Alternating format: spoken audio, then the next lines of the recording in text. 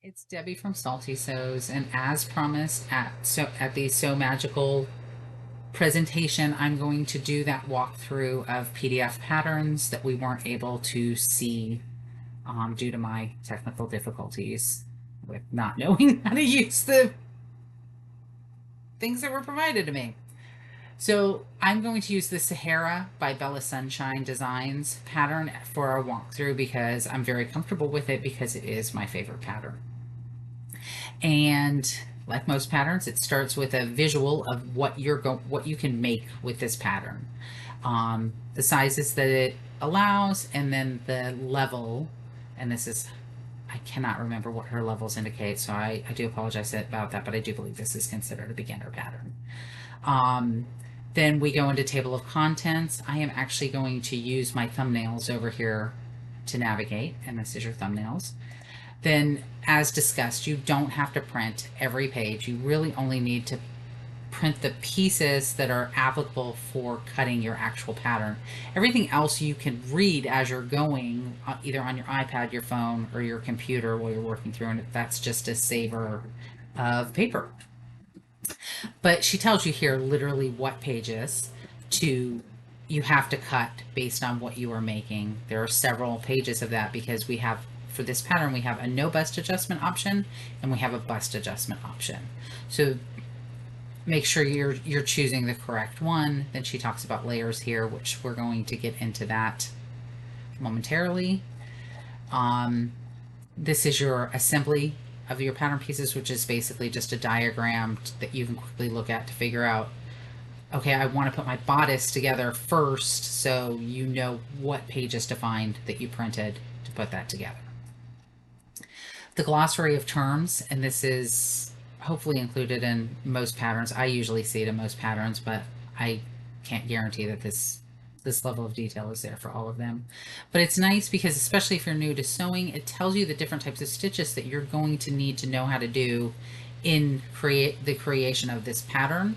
And if you're not familiar with one of them, like say understitching, they may provide a tutorial for it like she does here. You just click that link and it'll take you through a walkthrough of how to do those things. This also tells you can either use a stretch stitch on your standard machine, or if you have a serger, you'd use a 3 or 4 thread overlock for this product. So that's all good information to have. Then there's your bust adjustment, you know, your size to determine whether you need a bust adjustment, etc. This being the most important for this particular pattern. And let me just scroll over here so I can get to.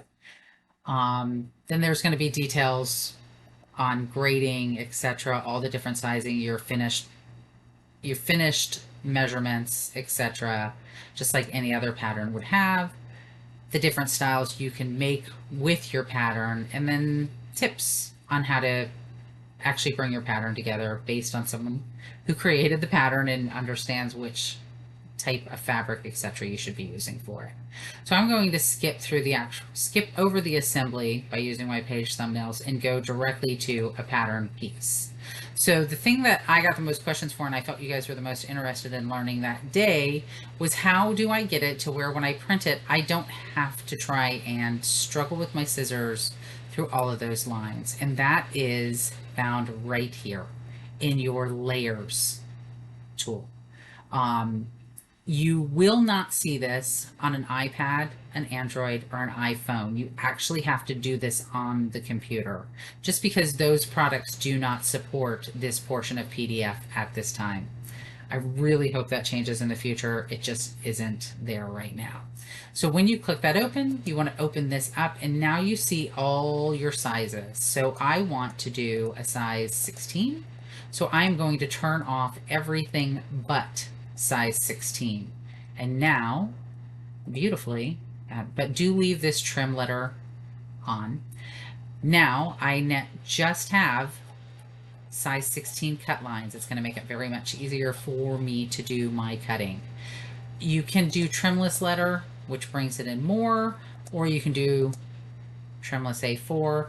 This is just the one that's checked is usually the one that is the most dominant or most preferred. Do what works for you. That is it. Hopefully this answered all your questions. As always, feel free to reach out to us on Facebook or here or wherever you see this video if you have further questions or if there was something that I missed going over or something you'd like to know about in the future. We're here for you. Have a great day.